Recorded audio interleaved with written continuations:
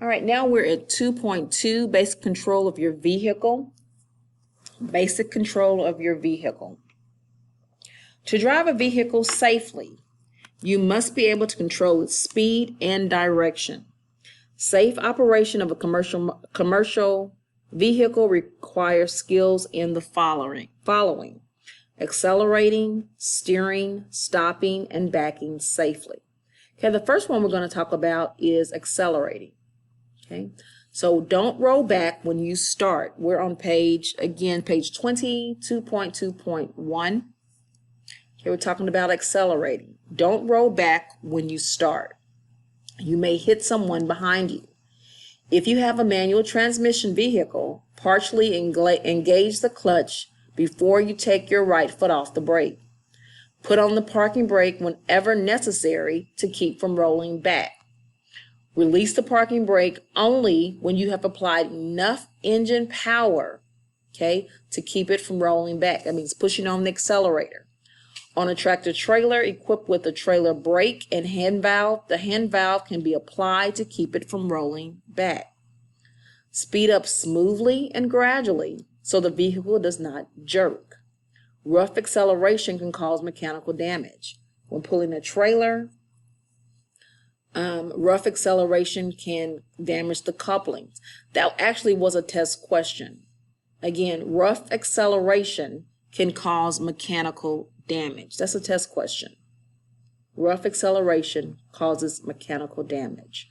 All right, speed up very gradually when traction is poor or in rain or snow. If you use too much power, the drive wheel may spin. You could lose control. If the drive wheel begins to spin, take your foot off the accelerator. Okay, that is accelerating. All right. Then steering. Okay, on the steering.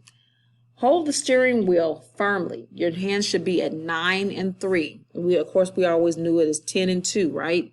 Now it's 9 and 3. Okay. Your hands should be on the opposite sides of the wheel.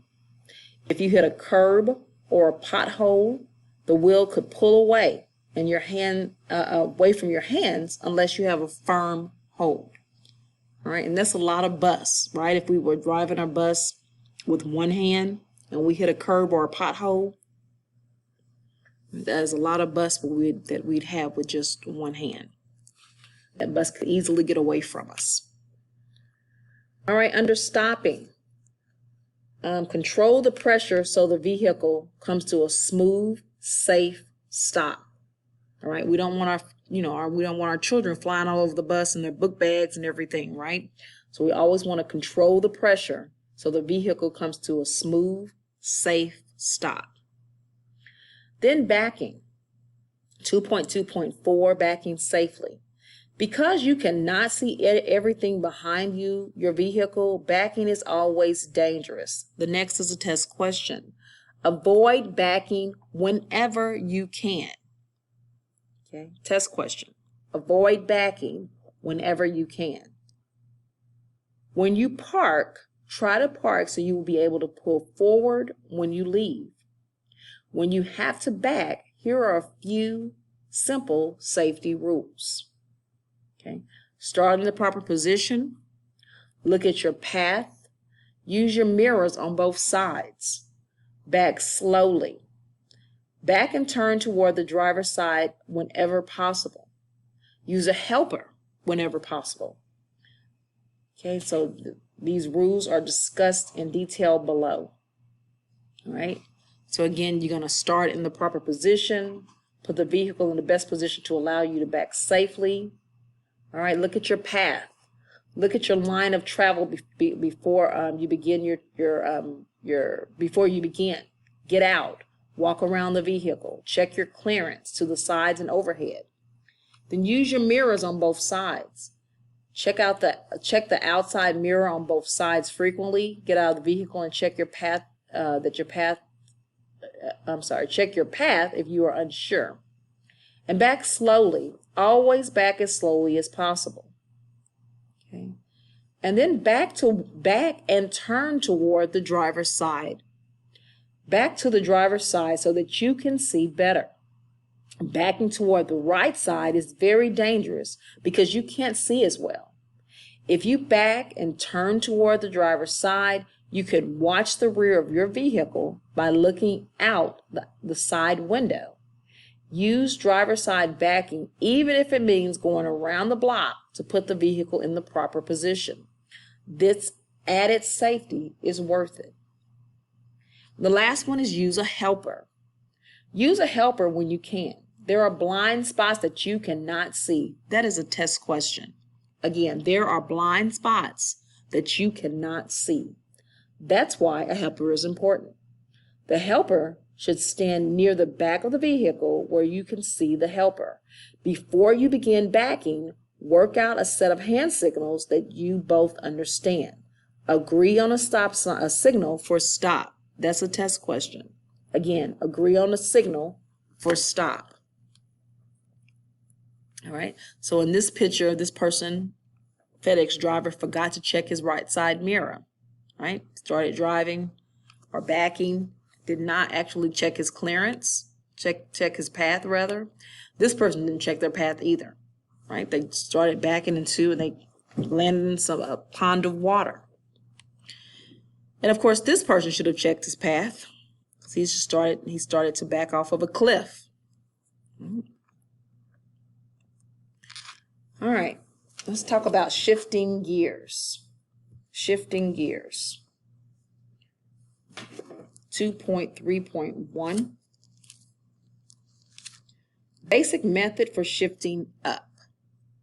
Most heavy vehicles with manual transmissions require double clutching to change gears. This is a basic method. Release the accelerator. Push in the clutch and shift to neutral at the same time. Release the clutch. Let the engine and gears slow down to the RPM required for the next gear. Push in the clutch and shift to the higher gear at the same time. Release the clutch and press the accelerator at the same time. Shifting gears using double clutching requires practice. If you remain too long in neutral, you may have difficulty putting the vehicle into the next gear. If so, don't try to force it. Return to neutral, release the clutch, increase the engine speed to match the road speed, and try it again. Okay.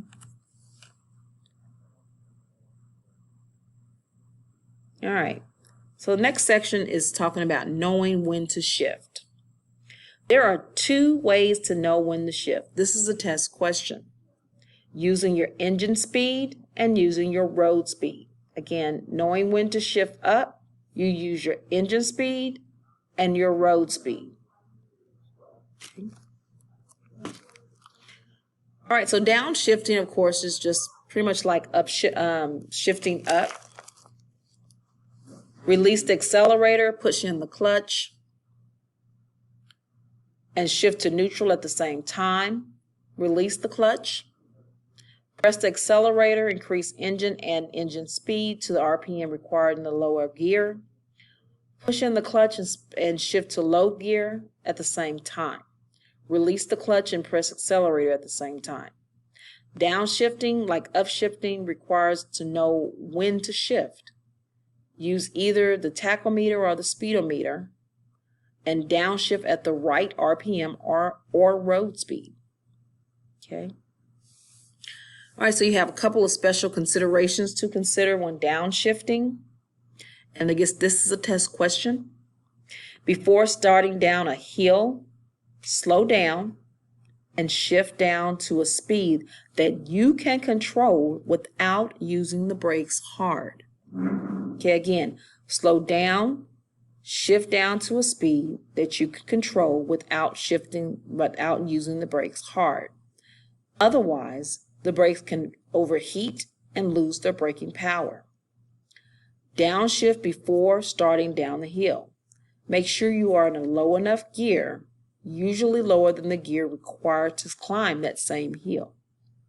Okay, so again, special condition when you're downshifting before starting down a hill, and then before going into a curve. So you need to slow down to a safe speed and downshift to the right gear before entering the curve. This lets you use some power through the curve to help the vehicle move more stable while turning. It also allows you to speed up as soon as you're out of the curve. Okay, so those are the two special conditions when you are downshifting: before starting down a hill, before entering a curve. And again, that is a test question. All right, under 2.3.2, this is a test question as well. It says multi-speed rear axles and auxiliary transmissions. Multi-speed rear axles and auxiliary transmissions are used on many vehicles to provide extra gears. You usually control them by a selector knob or switch on the gear shift level of a main transmission. There are many different shift patterns. Learn the right way to shift gears in the vehicle you will drive. That's a test question. I don't have it indicated here as a test question, but when I was actually going through, I kind of periodically go through those those questions that DDS puts out, and this was one that I found. So again, that's referencing multi-speed rear axles and auxiliary transmissions. So make sure you're familiar with that. All right, the next thing we're going to talk about, well, first let's talk about 2.3.3, automatic transmissions. Automatic transmissions. Some vehicles have automatic transmissions. You can select a low range to get greater greater engine braking when going down grades. The lower ranges prevent the transmission from shifting up beyond the selected gear. It is very important to use this braking effect when going down grades. Again, this is an automatic transmission. All right, so it says before starting down a long, steep grade, you need to downshift an automatic transmission. And again, it's to use the braking effect of the engine. You're using the braking effect of the engine. All right, 2.3.4, talking about retarders. Okay, a retarder. Some vehicles have retarders. Retarders help slow the vehicle, reducing the need for using your brakes. Okay, again, retarders help slow the vehicle, reducing the need for using your brakes. That's a test question. They reduce brake wear and give you another way to slow down. There are 4 basic types of retarders. You have your exhaust, your engine, your hydraulic, and your electric. All retarders can be turned on or off by the driver. On some vehicles, the retarding power can be adjusted. When turned on, retarders apply their brake power to the drive wheel only, whenever you let up on the accelerator pedal all the way. Because these devices can be noisy, be sure you know when their use is permitted. All right, this next one is definitely a test question. Caution. When your drive wheels have poor traction, the retarders may cause them to skid. Therefore, you should turn the retarders off whenever the road is wet, icy, or snow covered. That's a test question. Again, when your drive wheels have poor traction, the retarders may cause them to skid. Turn the retarders off when the road is wet, icy, or snow covered. All right, let's test our knowledge. All right, now we're going to move into 2.4, seeing. Okay, 2.5, communicating, and 2.6, controlling our speed. All right, so 2.4, seeing. This is a test question, okay, on page 21. To be a safe driver, you need to know what's going on all around your vehicle. Not knowing properly is a major cause of accidents. Okay, not knowing properly is a major cause of accidents. You need to see everything around that vehicle. Okay, let's see. All right, under 2.4.1, seeing ahead. All drivers look ahead, but many don't look far enough ahead. All right, so the importance of looking far enough ahead. Knowing what the traffic is doing on all sides of you is very important. You need to look well enough ahead to make sure you have enough room to make moves safely. So how far should you be looking ahead? This is a test question. Most good drivers look at least 12 to 15 seconds ahead. That's a test question. 12 to 15 seconds ahead. That means looking ahead the distance you will travel in 12 to 15 seconds. At low speeds, that's about 1 block. At highway speeds, that's about 1/4 mile. If you're not looking that far ahead, you may have to stop too quickly or make quick lane changes. Looking 12 to 15 seconds ahead doesn't mean not paying attention to things that are closer. Good drivers shift their attention back and forth, near and far. Okay. Again, what you're looking for when you look ahead, you're looking for road conditions and you're looking for traffic. That's a test question. Again, road conditions and you're looking for traffic. All right. You need to look for vehicles coming onto the highway, into your lane or turning. Watch for brake lights from slowing vehicles.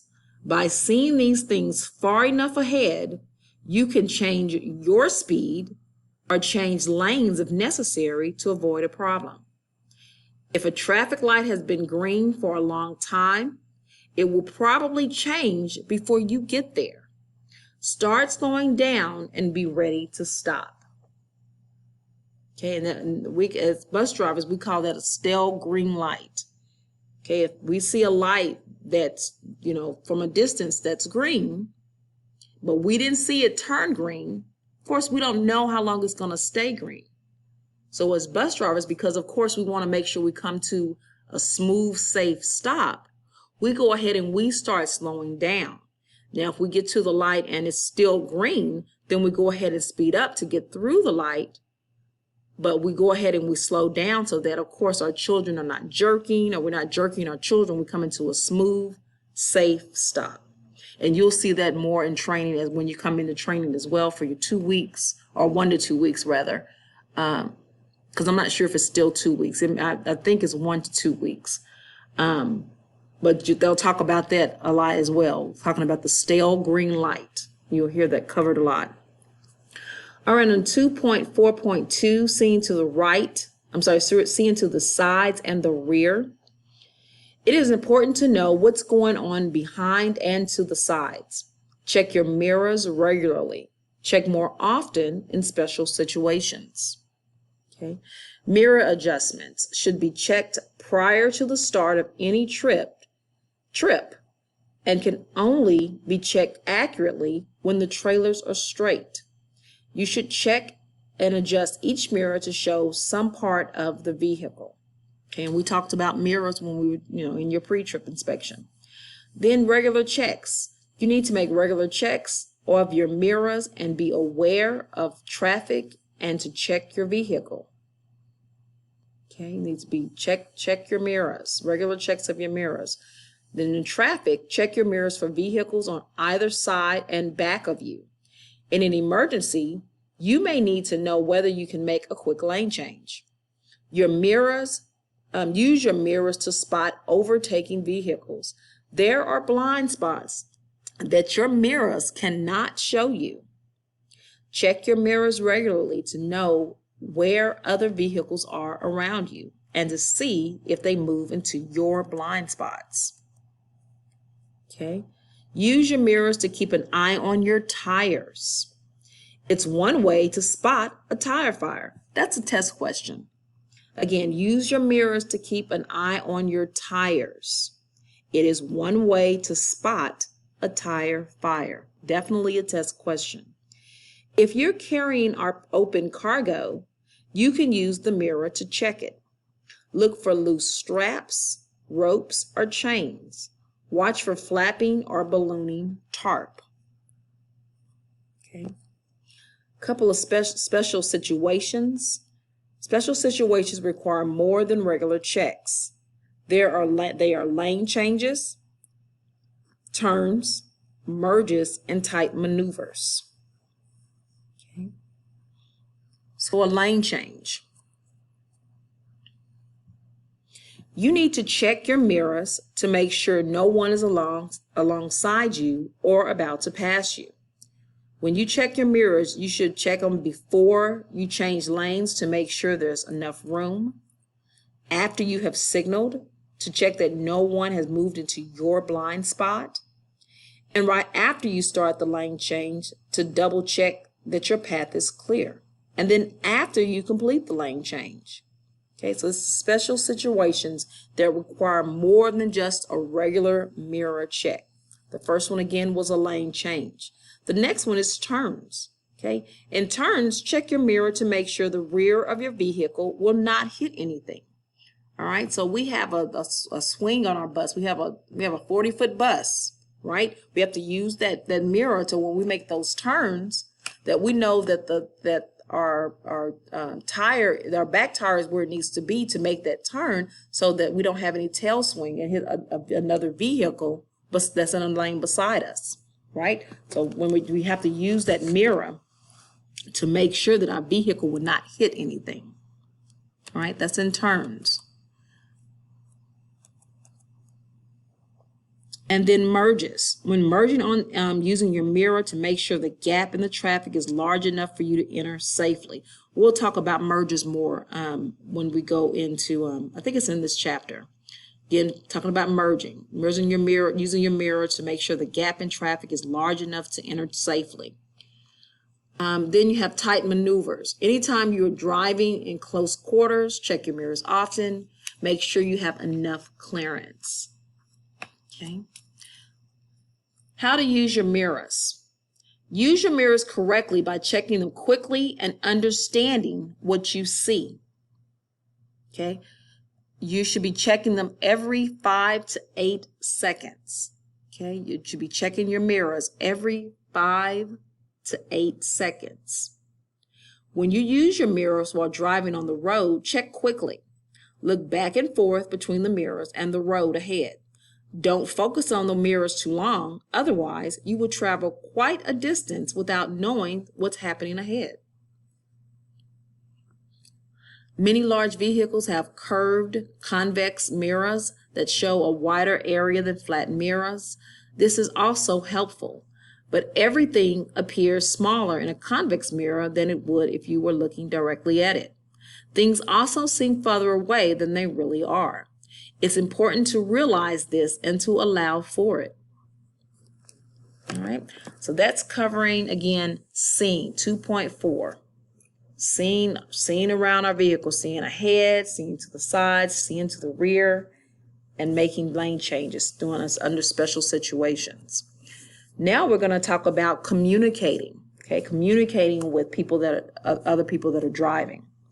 So you need to signal your intention. Okay, under 2.5, signal your intention. Other drivers can't know what you are going to do unless you tell them. Signaling what your intent is, what you intend to do is important for safety. Here are some general rules for signaling. Okay, there are 3 good rules for using your turn signal. And again, this is communicating. Okay, communicating to people. Signal early.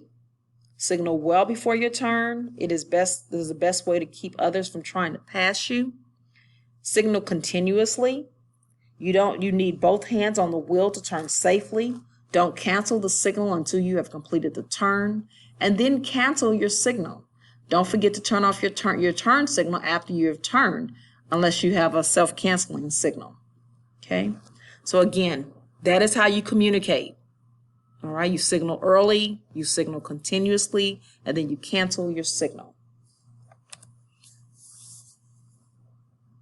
All right, let's see here. There are some other definitions here in regards to signaling your intentions. Of course, your lane changes, put on your signal before changing lanes, slowing down, okay? Warn drivers behind you when you see you'll need to slow down.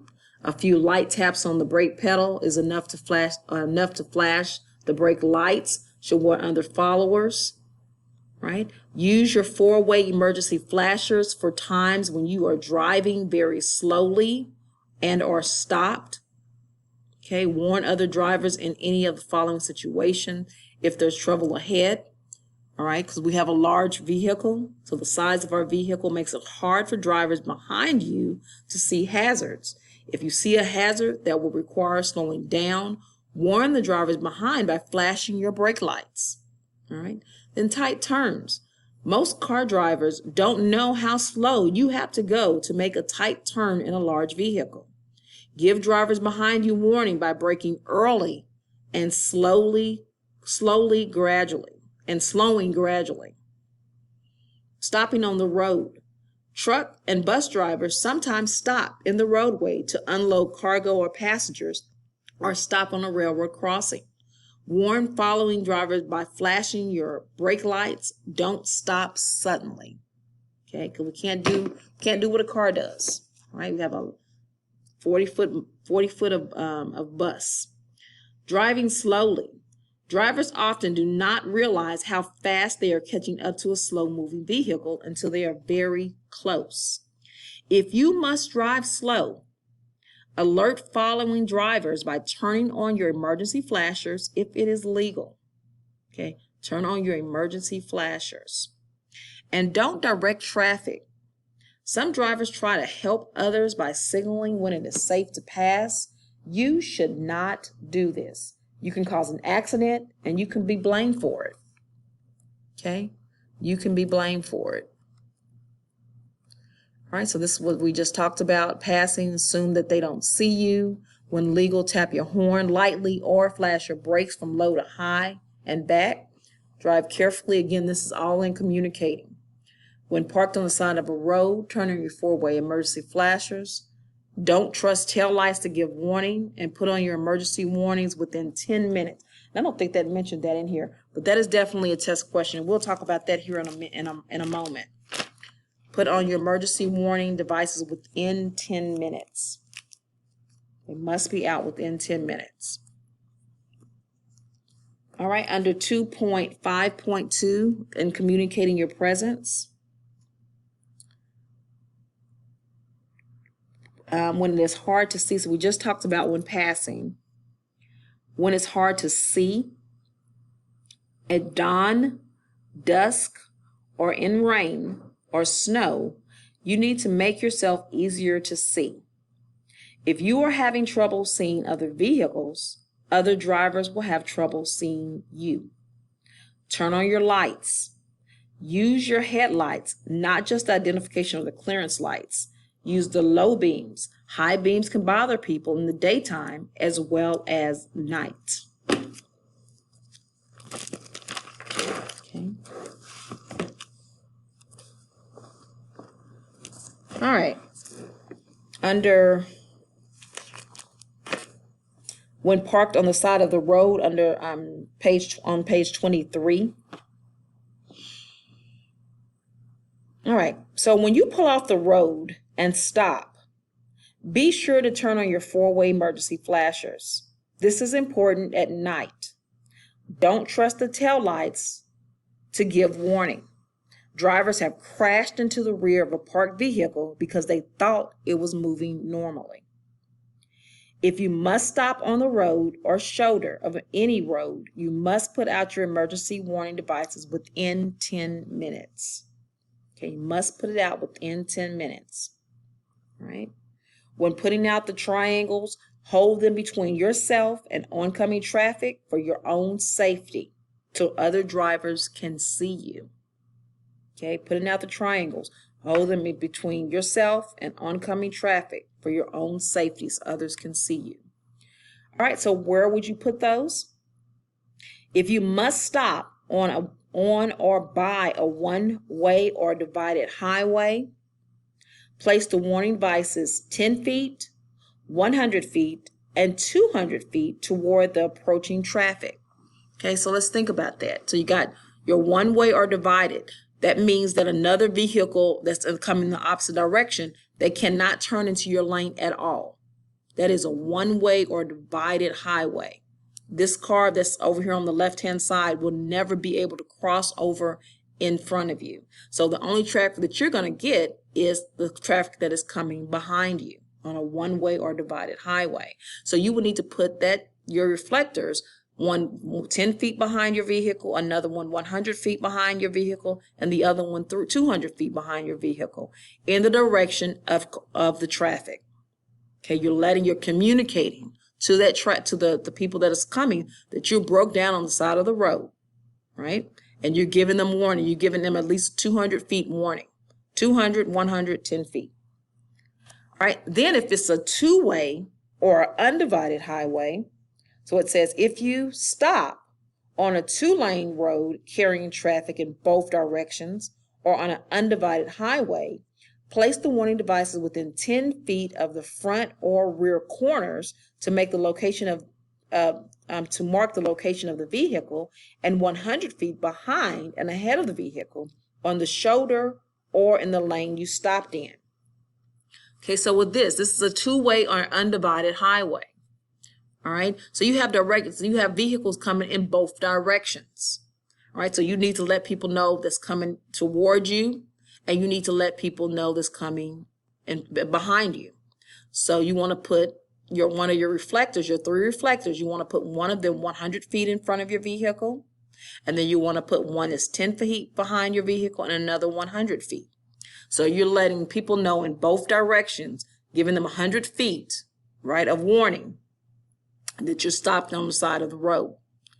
Okay, so again, it's two-way or undivided highway. You're letting people know in both directions, 100 feet in the front, 10 in the back, 100 in the back. All right, and the next one is an obstructed view. So it says, back beyond any hill, curve, or any obstruction that prevents other drivers from seeing the vehicle within 500 feet.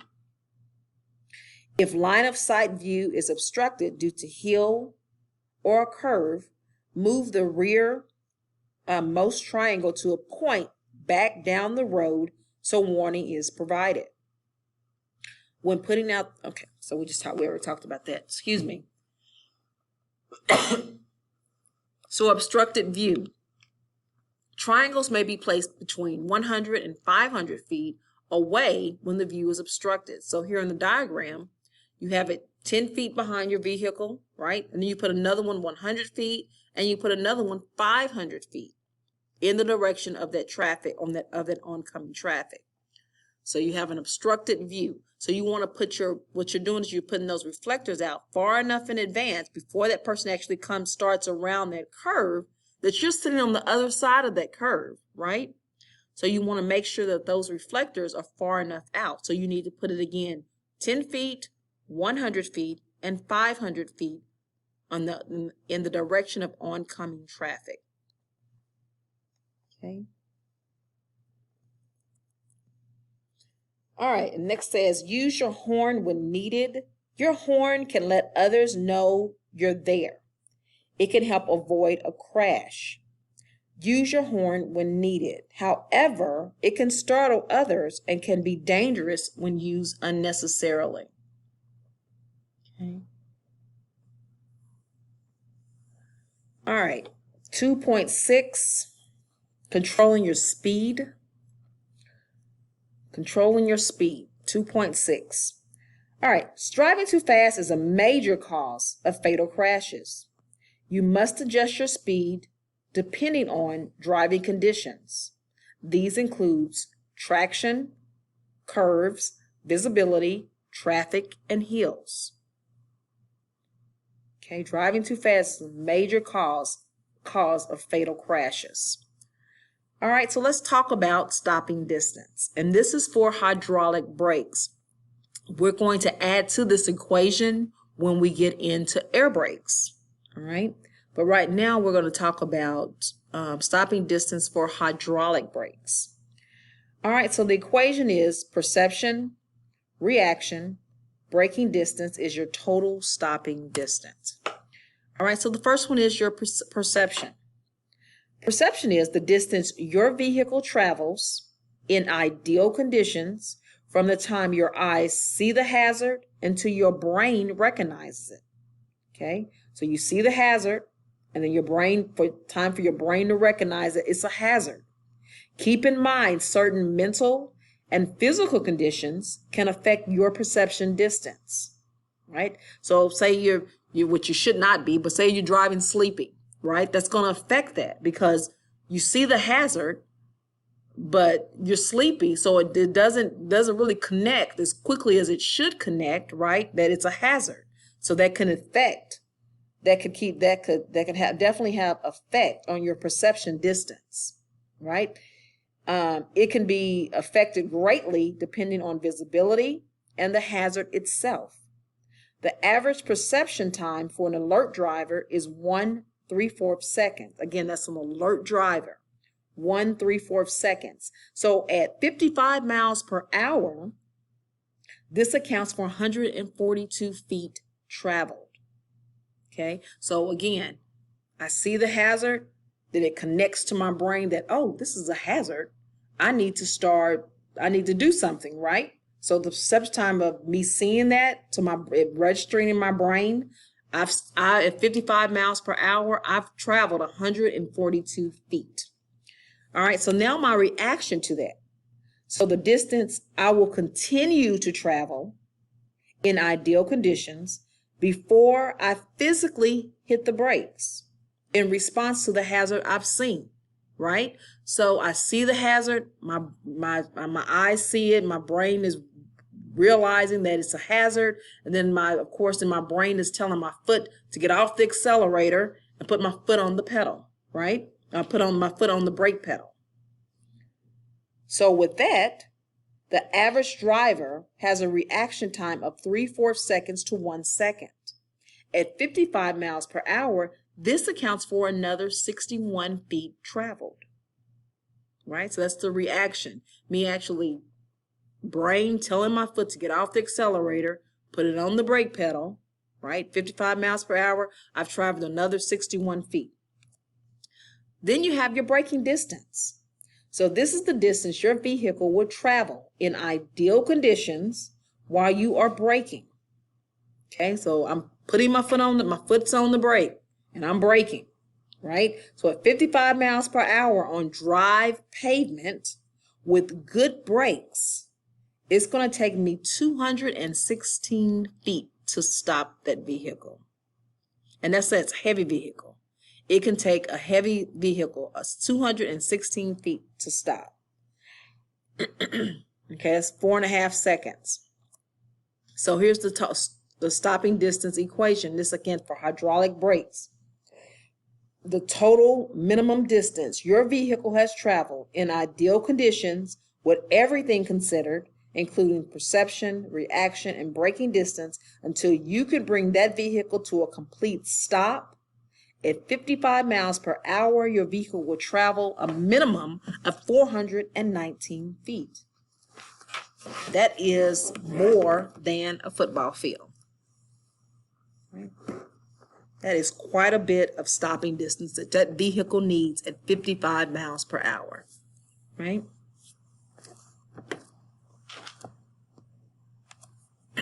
All right, moving on, still under 2.6.1. We're going to talk about the effect of speed on stopping distance. The effect of speed on stopping distance. And again, this is a test question. That other one, and I don't know if I said that was a test question. The perception, reaction, braking distance, total stopping distance. That was all a test question. And I apologize. I don't know if I said that or not. That's definitely a test question. This next is also a test question. The effect of speed on stopping distance. The faster you drive, the greater the impact or striking power of your vehicle. When you double your speed to from 20 to 40 miles per hour, the impact is 4 times greater. That's a test question. Again, when you double your speed from 20 to 40 miles per hour, the impact is 4 times greater. The braking distance is also 4 times longer. Triple the speed to 20 miles to 40 miles per hour, and the impact and the braking distance is 9 times greater.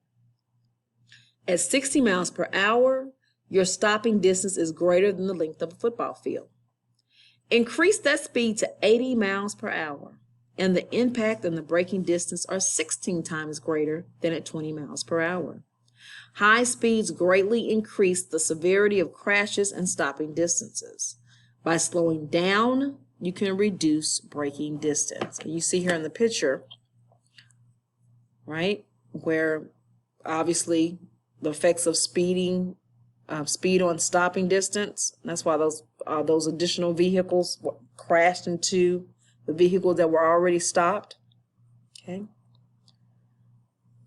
All right, the effect of vehicle weight on stopping distance.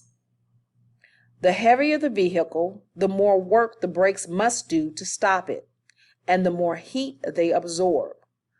But the brakes, tires, springs, and shock absorbers on heavy vehicles are designed to work best when the vehicle is fully loaded. This next one is a test question. Empty trucks require greater stopping distances because an empty vehicle has less traction. Okay, empty trucks require greater stopping distance because an empty vehicle has less traction. That is a test question. All right. Let's talk about slippery surfaces. Yes, again, we're still controlling our speed, matching the speed to the road surface.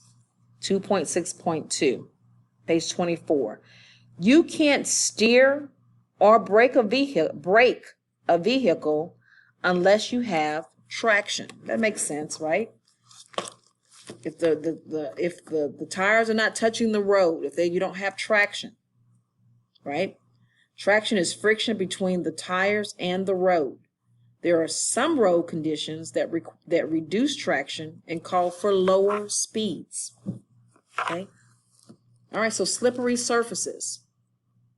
It will take longer to stop, and it will be harder to turn without skidding when the road is slippery. Wet roads can double stopping distance. You must drive slower to be able to stop in the same distance as on a dry road. Reduce speed by 1/3 on wet roads. On packed snow, reduce speed by half or more. And if the surface is icy, you need to reduce the speed to a crawl and stop driving as soon as you can safely do so. Okay, so that again is slippery surfaces. For wet roads, reduce it by 1/3. For packed snow, reduce it by half. And for ice, reduce it to a crawl and stop when it is safe to do so. All right, let's talk about identifying some of the slippery surfaces. All right, sometimes it's hard to know if the road is slippery. Here are some signs of slippery roads. Shaded areas. Shaded parts of the road will remain icy and slippery long after open areas have melted. Bridges. When the temperature drops, bridges will freeze before the road will. Be especially careful when the temperature is close to 32 degrees Fahrenheit. Melting ice. Slight melting will make ice wet. Wet ice is much more slippery than ice that is not wet. Okay. Black ice. Okay. Black ice is also called glare ice. I know it doesn't say it in the book, but it is definitely a test question, and they refer to it as glare ice. So make sure you write that in. Black ice and glare ice is one of the same. Okay, it's the same thing. So black ice is a thin layer that is clear enough that you can see the road underneath it. It makes the roads look wet. Anytime the temperature is below freezing and the road looks wet, watch out for black ice or glare ice. Okay. Vehicle icing. An easy way to check for ice is to open the window and feel the front of the mirror support, or the antenna. If there's ice on these, the road surface is probably starting to ice up. Okay. Just after rain begins, this is a definite test question. Just after rain begins, right after it starts to rain, the water mixes with oil left on the road by vehicles. This makes the road very slippery. If the rain continues, it will wash the oil away.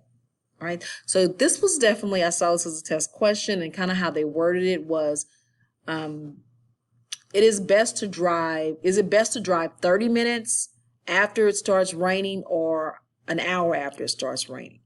And the answer to that is it's best to drive an hour after it's been raining, because of course it's had time to clear the oil off of the road. Okay, so that's kind of how they worded that question. All right, let's talk about hydroplaning. In some weather, water slush collects on the road. When this happens, your vehicle can hydroplane. It is like water skiing. The tires lose their contact with the road and have little or no traction. That's a test question. It's worded that way. Again, the tires lose their contact with the road and have little or no traction. You may not be able to steer or brake. You can regain control by releasing the accelerator and pushing in the clutch. This will slow your vehicle and let the wheels turn freely. If the vehicle is hydroplaning, do not use the brakes to slow down. If the drive wheel starts to skid, push in the clutch to let them turn freely. Okay. All right, the next one is definitely a test question. It says, it does not take a lot of water to cause hydroplaning. That's a test question. Hydroplaning can occur at speeds as low as 30 miles per hour if there is a lot of water. Hydroplaning is more likely if tire pressure is low or the tread is worn. Again, that is a test question. Hydroplaning is more likely if the tire pressure is low or the tread is worn. And we talked about the grooves earlier, right? It says the grooves in a tire carry away the water. If they aren't deep, they don't work well. And we know that, of course, on our front tires, it should be 432 tread, right? And on our back, it should be 232, right? So road surfaces where water can collect can create conditions that cause a vehicle to hydroplane. Watch for clear reflections, tire splashes, and raindrops on the road. These are indications of standing water. Right.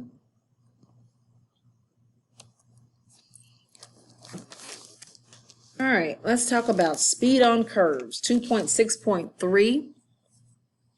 Drivers must adjust their speed for curves in the road. If you take a curve too fast, two things are going to happen. The tires can lose their traction and continue straight ahead, so you skid off the road. Or the tires keep their traction and the vehicle rolls over. Okay. Tests have shown that trucks with a high center of gravity can roll over at the posted speed limit for curves. Slow to a safe speed before you enter the curve. Braking in a curve is dangerous because it is easier to lock the wheels and cause a skid. Slow down as needed. Don't ever exceed the posted speed limit for a curve. Be in a gear that will let you accelerate slightly in the curve, and this will help you keep control. All right, 2.6.4, speed and distance ahead.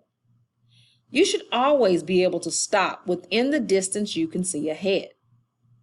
Okay, fog, rain, or other conditions may require that you slow down to be able to stop in the distance you can see. At night, you can't see as far with low beams as you can with high beams. When you must use low beams, slow down. Okay, that's speed and distance ahead. You should be able to stop within the distance you can see ahead. All right, 2.6.5, still on page 24. Speed and traffic flow. When you're driving in heavy traffic, the safest speed is the speed of other vehicles. Again, when you're driving in heavy traffic, the safest speed is the speed of other vehicles. Vehicles going the same same direction, at the same speed, are not likely to run into one another. In many states, speed limits are lower for trucks and buses than for cars. It can vary as much as 15 miles per hour. Use extra caution when you change lanes or pass on these roadways. Drive at a speed of the traffic if you can without going at an illegal or unsafe speed. Keep a safe following distance. The main reason drivers exceed speed limits is to save time. But anyone trying to drive faster than the speed of traffic will not be able to save much time. The risks involved are not worth it. If you go faster than the speed of other traffic, you'll have to keep passing other vehicles.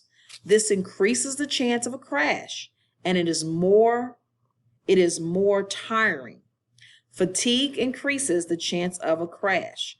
Going with the flow of traffic is safe and easier. Again, go with the flow, right?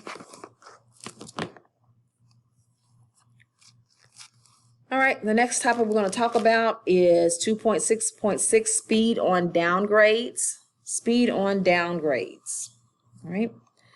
Your vehicle speed will increase on downgrades because of gravity, right? That makes sense. You're going down a hill, it's going to go faster. Your most important objective is to select and maintain a speed that is not too fast for the following: the total weight of the vehicle and the cargo that you have, the length of the grade, the steepness of the grade, the road conditions, and the weather. Okay, this is selecting a safe speed. Again, total weight of the vehicle and the cargo, the length of the grade, steepness of the grade, road conditions, and weather. That is definitely a test question. Okay, again, selecting a safe speed. Those are the things that you have to take into consideration. All right. If a speed limit is posted, or there is a sign indicating maximum safe speed, never exceed the speed shown. Also look for and heed warning signs indicating the length and the steepness of the grade. You must use the braking effect of the engine as the principal way of controlling your speed on downgrades. That's a test question. Again, you must use the braking effect of the engine as the principal way of controlling your speed on downgrades. The braking effect of the engine is greatest when it is near the governed RPMs and the transmission is in the lower gears. Test question. Okay, transmission is in the lower gears. Save your brakes so you will be able to slow or stop as required by road and traffic conditions. Shift your transmission to a low gear before starting down the grade and use the proper braking technique. That was a test question. Okay, shift the transmission to a low gear before starting down the grade and use the proper braking techniques. All right, and we'll talk more about going down steep grades when we talk about mountain driving tomorrow. All right, let's see here. And it says 2.6.7 roadway work zones. Speeding traffic is the #1 cause of injury and death in roadway work zones. Observe the posted speed limits at all times. When approaching and driving through a work zone, watch your speedometer and don't allow your speed to creep up as you drive through a long section of road construction. Decrease your speed for adverse weather or road conditions. Decrease your speed even further when a worker is close to the roadway. Okay, decrease your speed. All right. 2.7, managing space. Okay, managing space. To be a safe driver, you need space all around your vehicle. When things go wrong, space gives you time to think and to take action. To have space available when something goes wrong, you need to manage space. While this is true for all drivers, it is very important for large vehicles. They take up more space and they require more space for stopping and turning.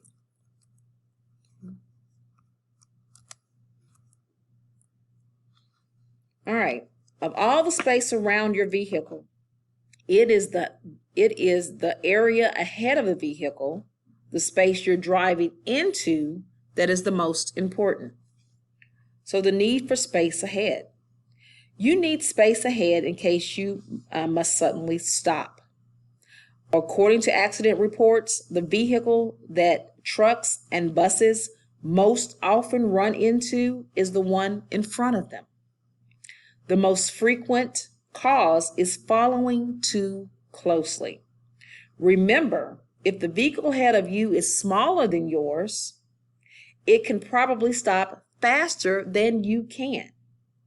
You may crash if you are following too close. That just makes sense, right? I'm a big school bus, 40-foot long school bus. Now behind this little teeny weeny car. That teeny car puts on their brake. That bus is, especially if they put on their brakes hard, that bus is not stopping, right? The bus is, it's going to continue to go for a minute until I'm able to stop it, right? It can't stop on the dime. All right, so how much space do you need ahead of you? All right. One good rule says you need 1 second for each 10 feet of vehicle length at speeds below 40 miles per hour. At greater speeds, you need to add a second for safety. For example, if you are driving a 40-foot vehicle, you should leave 4 seconds between you and the vehicle ahead of you. In a 60 rig vehicle, you'll need 6 seconds. Okay, 1 second for every 10 feet. When you're driving over 40 miles per hour, you'll need 5 seconds for a 40-foot vehicle, because of course you're adding 1 second, and 7 seconds for a 60-foot vehicle. Again, you're adding 1 second. Okay, so to know how much space you have, right? Wait until the vehicle ahead passes a shadow on the road, a pavement marking, or some other clear landmark.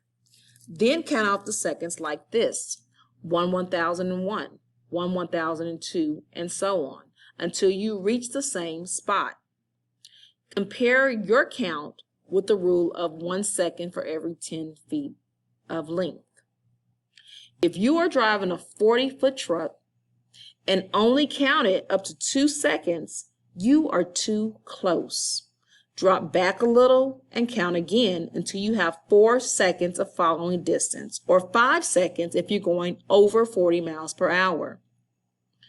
After a little practice, you will know how far you should be. Remember to add 1 second for speeds over 40 miles per hour. Also remember that when the road is slippery, you need much more space to stop, right? So again, in this PowerPoint slide, it said the need for space ahead. So again, if it's under 40 miles per hour, Here's a 40-foot long vehicle. It's 4 seconds. If you went over 40 miles per hour, you need to add 1 second, right? And so forth. 50 foot, of course, again, 5 seconds. Over 40 miles per hour, add another second to make it 6 seconds. All right, that's how much space you need ahead. Right? All right, so let's talk about the space behind our vehicle. Okay, space behind us. You can't stop others from following you too closely.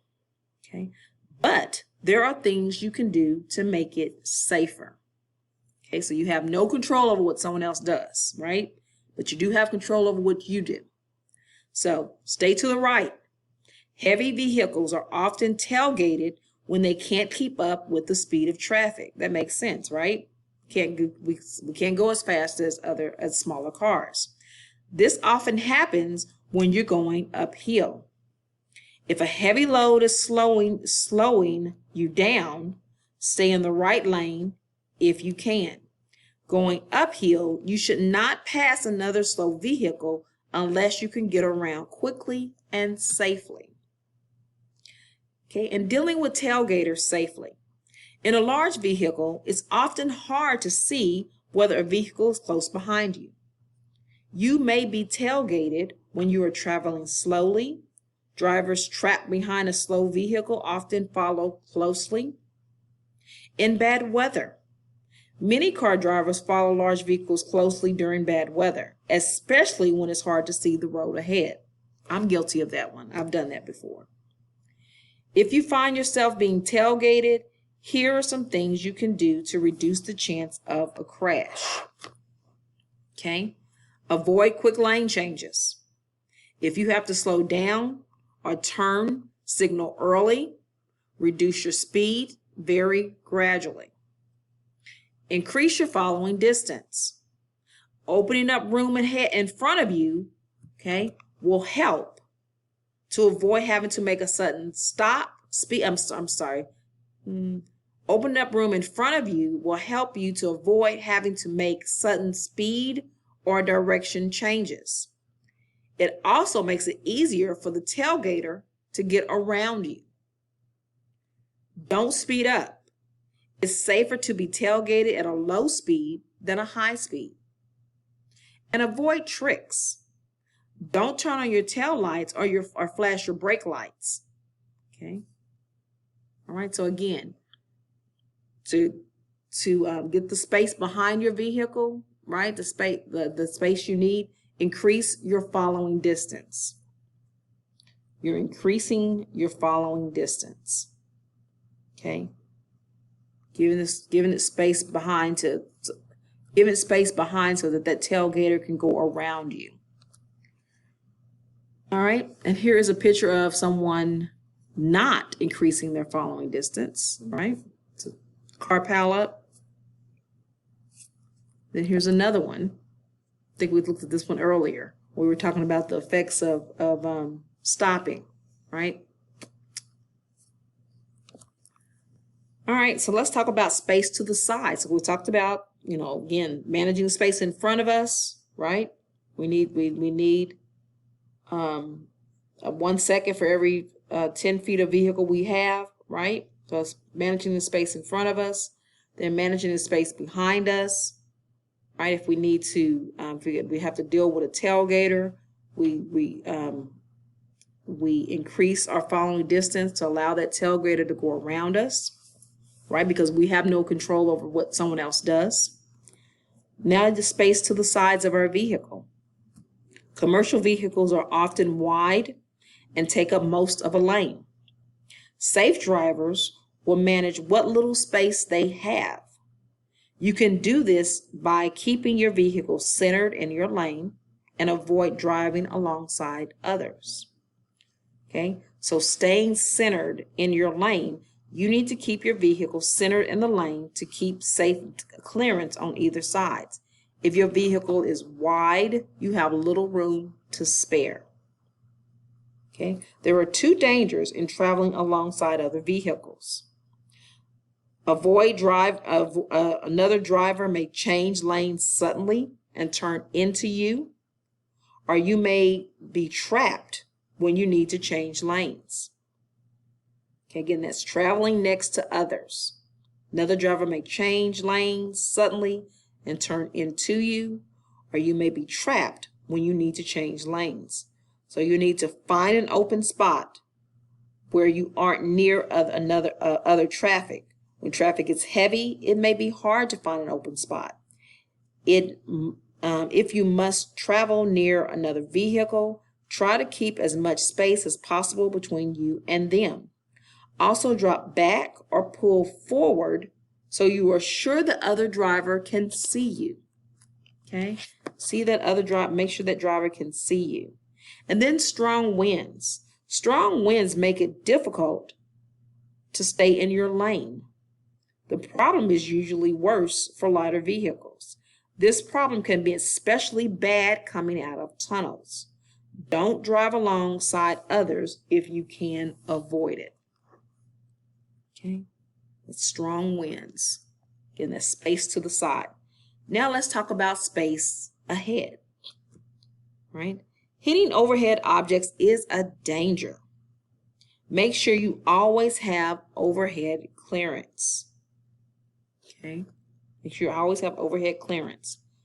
Don't assume the heights posted at a bridge and overpass are correct. Repaving or packed snow may have reduced the clearance and the height since the heights were posted. Okay? The weight of a cargo van changes its height. So an empty van, we talked about this earlier, right? An empty van is higher than a loaded one. That you got under a bridge when you were loaded does not mean that you can get under it when you're empty. So you have to take that into consideration. If you doubt you have safe space to pass under an object, go slowly. If you aren't sure you can make it, take another route. Warnings are often posted on low bridges or underpasses, but sometimes they are not. Okay. Some roads can tilt and cause a vehicle. So some roads can cause a vehicle to tilt. There can be a problem clearing objects along the edge of the road, such as signs, trees, or bridge supports. Where this is a problem, drive a little closer to the center of the road. Okay. Before you back into an area, get out, check for overhanging objects such as trees, branches, or electrical wires. It is easy to miss seeing them when you are backing. Also check for other hazards at the same time. Again, this is space overhead, right? Because our buses are so tall, right? We have to make sure that, of course, when we go under, especially like here, at this awning at the school, the daycare, right? So this vehicle went under the awning. Now, our school buses, we would never, ever do that. We always go on the outside of that awning. We never go underneath because 9 times out of 10, our bus is not going to make it under there, right? We always go on the outside of that, never under it. All right. Next, we want to talk about space below, okay, the space underneath. Many drivers forget about the space under their vehicles. That space can be very small when a vehicle is heavily loaded. This is often a problem on dirt roads and unpaved yards. Okay? Don't take a chance on getting hung up. Drainage channels across roads can cause the ends of some vehicles to drag. Cross such depressions carefully.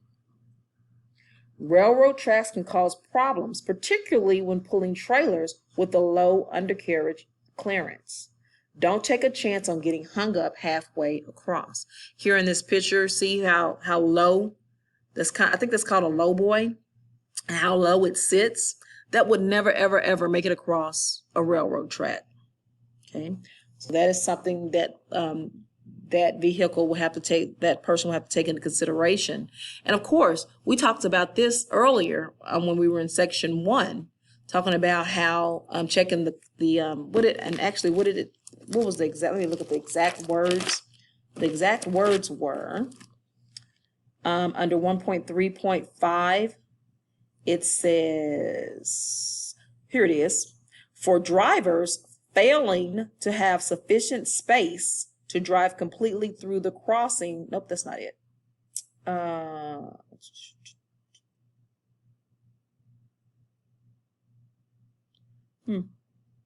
thought that was it. I thought there was one in here.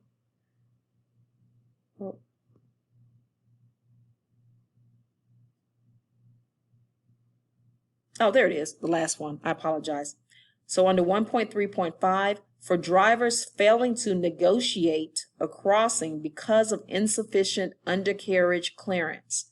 So if that vehicle tried to go across a railroad track, knowing that it can't because it's insufficient undercarriage clearance, they're going to get a violation if they get stuck on the track, which they probably would.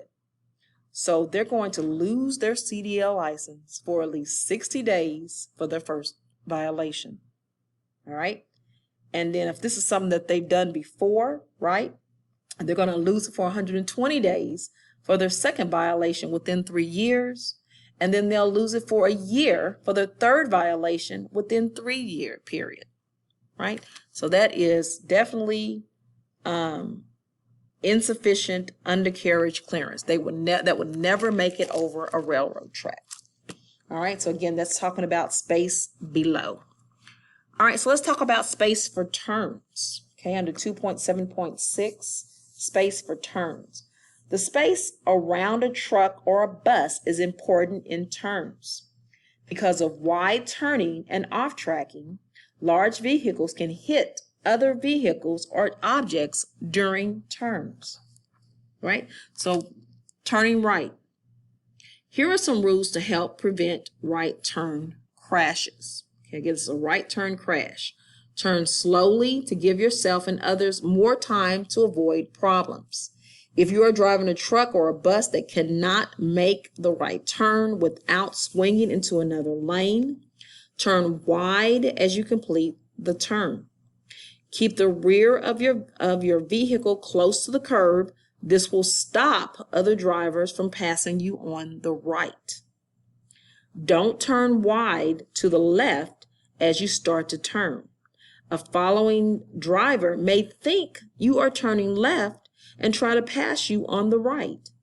You may crash into the other vehicle as you complete the turn. If you must cross into oncoming lane to make a turn, watch out for vehicles coming toward you. Give them room to go by or to stop. However, you do not back up for them because you might hit someone behind you. All right, so in this picture here, it's showing where this vehicle is coming up, and you got two different things here. You got jug handle, which is incorrect, and you have your button hook, which is correct. You see, so when this vehicle is coming up here, it's saying that you do not swing to the left, because if you swing to the left, like in this picture, another vehicle can drive straight up and think that that person is turning left, when in fact they're turning right. As soon as they turn their wheel to turn right, they'll turn right into them, right? So that vehicle is gonna drive up, and they're not going to turn their wheel until they actually get into the intersection. And how I do it with my bus, and I'm sure a lot of other people with their bus, is when you get to that curve, right there at that curve in the road, when I see, I'm using my mirrors, obviously, and when I see my tire at that back window, I hard turn my wheel to the right, and I literally pull directly into my lane. I don't really have to use this button hook. But sometimes you will have narrow roads, just like in Sandy Springs. You'll have a lot of narrow roads, or if you do a field trip and you have to go downtown, those narrow roads down there where you may have to use this button hook maneuver, where that and you'll see that I'm sure you've seen that with diesel trucks where they've had to turn into that. You're sitting in that left turn lane, right? And that diesel truck is coming around there to make a right turn. and they're not going to back up. It's going to be your responsibility to get out of their way, because that is actually the correct procedure for them to encroach on your lane to be able to make that turn successfully, right? So they do not back up. And what we call that is called square off turn, meaning that, again, we don't swing out and turn to act like we're turning left. We pull out into the intersection, and once our back tire is at that curb, and once that because really what we're looking for to make sure that curb, that back tire is going to miss that curve coming around, and then we turn hard to the right and pull that vehicle on into that right lane. All right, the last one we're going to talk about. Oh, no, not the last one. Second to the last one we're going to talk about are left turns, right? On a left turn, make sure you have reached the center of the intersection before you start the left turn. If you turn too soon, the left side of your vehicle may hit another vehicle because of off-tracking. If there are two turn lanes, always take the right turn lane. Don't start in the inside lane because you may have to swing right to make the turn. Drivers on your left can be more readily seen. Okay, so here in this picture, see where these two lanes, okay, these two turn lanes, right? And the vehicle pulls out, they pull out into the intersection, then they turn hard to the left to be able to pull straight into that lane. All right, you're squaring off. You pull straight out, and then you make your turn. You never start to turn while you're in that lane, right? You don't start to turn until you come out of that lane, because if you don't, your tail swing will hit. Okay, you have 3 feet of tail swing, and you may hit one of those vehicles that are in that lane. You'll probably hit the vehicle that's in your right lane. Okay, you will definitely hit that vehicle. All right, the last one is space for turns.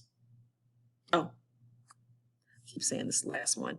Remember to check your convex mirrors when you turn to avoid hitting something with the rear of your vehicle. Your back wheels do not follow the same path as your front wheels. It's called off-tracking. Here in the picture, see how this diesel, I don't know what he was doing, but he's getting his tire has actually ran up on this rock, and then there's a fire hydrant right there, and his tires are headed toward it, right? So that is definitely something that he didn't check his mirrors. He didn't square off. He just, when he came out from that side street, he started turning. So he started turning too soon, right? He didn't square off at all. Okay. All right. Now here is the last one. The last one is space needed to cross or enter traffic. Okay. Be aware of the size and the weight of your vehicle when you cross or enter traffic. Here are some important things to keep in mind. Because of slow acceleration and the space large vehicles require, you may need a much larger gap to enter traffic than you would in a car. Acceleration varies with the load. Allow more room if your vehicle is heavily loaded. Before you start across a road, make sure you can get all the way across before traffic reaches you. Okay, so we have 6, 8, and 9. So it takes 6 seconds to cross an intersection, right? It takes 8 seconds to turn right, and it takes 9 seconds to turn left. Okay, 6, 8, 9. 6 to cross, 8 seconds to turn right, 9 seconds to turn left. Make sure you jot that down because it's not in the book, but it's definitely a test question. Okay, you'll see it on the test. I'm not sure why it's not in the book because it is definitely on DDS's questions. Okay, not sure why they don't put that, why it's not in here anywhere. 6, 8, and 9. All right,